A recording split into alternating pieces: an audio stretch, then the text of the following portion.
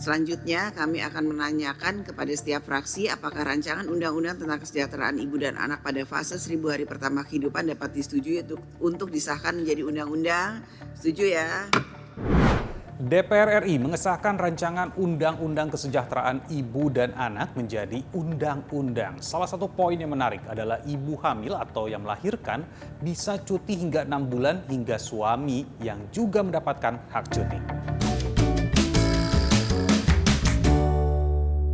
Kami sepakat menetapkan aturan cuti bagi ibu yang bekerja yang melakukan persalinan, yaitu paling singkat 3 bulan pertama dan paling lama 3 bulan berikutnya jika terdapat kondisi khusus, dan bahwa ibu yang bekerja yang menggunakan hak cuti melahirkan tidak dapat diberhentikan dan berhak mendapatkan upah penuh selama 3 bulan pertama dan bulan keempat, serta 75% dari upah untuk bulan kelima dan keenam.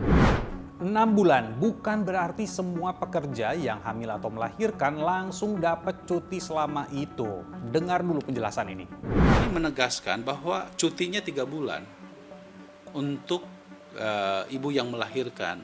Namun bisa diperpanjang menjadi 3 bulan kembali kalau menunjukkan bahwa yang bersangkutan memang perlu istirahat yang cukup.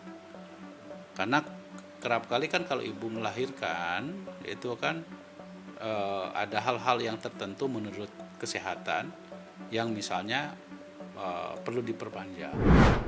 Jadi DPR dan pemerintah sengaja menyetujui RUU Kesejahteraan Ibu dan Anak menjadi undang-undang untuk mengakomodir seorang ibu yang akan dihadapkan dengan masa nifas atau pemulihan secara fisik dan psikologis. Undang-undang ini juga sebagai bagian dari fase 1000 hari pertama kehidupan yang dimulai sejak terbentuknya janin dalam kandungan sampai dengan berusia 2 tahun. Tentu, semakin lama kedekatan ibu dan anak, maka akan semakin kuat ikatan keduanya dan ini mempengaruhi pertumbuhan anak. Tapi, apakah kebijakan ini akan merugikan perusahaan? Apalagi kalau pegawainya mengambil cuti 6 bulan dan lebih dari 1 pegawai.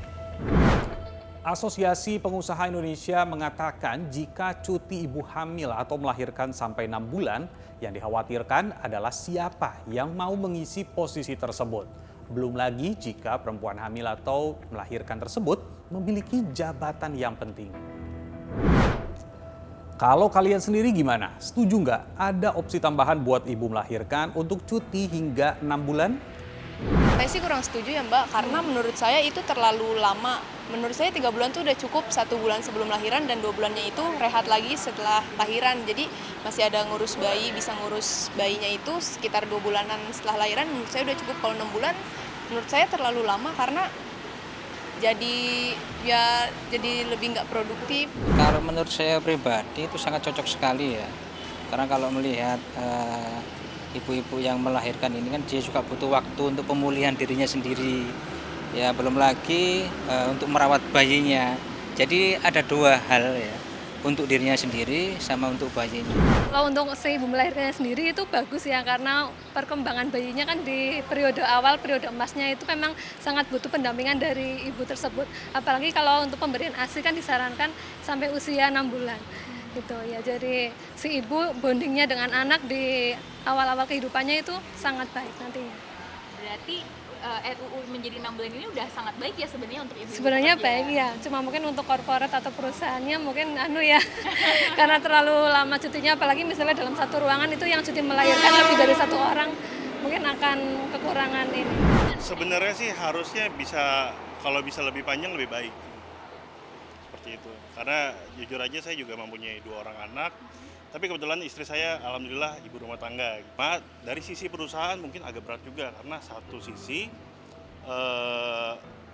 pekerjaan-pekerjaan akan terbengkalai. Undang-undang sudah disahkan oleh DPR RI. Sekarang tinggal menunggu Presiden untuk tanda tangan sehingga bisa mulai berlaku. Apapun kebijakan ini, harapannya tentu bisa menguntungkan ibu, anak, dan juga pihak perusahaan. Saya Nabila Biasa, sampai jumpa.